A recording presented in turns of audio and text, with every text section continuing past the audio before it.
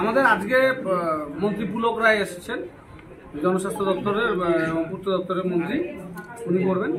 আর এটা হচ্ছে আজকে 10 তারিখ ইউসুফ পাঠান আসবে, তিনি মাদার হিয়াট করবেন। 11 তারিখে ইউসুফ পাঠান কুচবিহারের সিতাই কেন্দ্র করে উনি সারাদিন রোড শো হবে, তারপর উনি বেরিয়ে যাবেন। রোড শো কি সিতাই দিয়ে করবে? সিতাই কেন্দ্র, নদীর এপারে হ্যাঁ। একটু রোড শো এর যদি রুটটা বা কিরকম রোড শোটা আমরা আপাতত গিতালদা, ওকরাবাড়ি, আটিয়াবাড়ি এইসব এরিয়া ভেবে রেখেছি।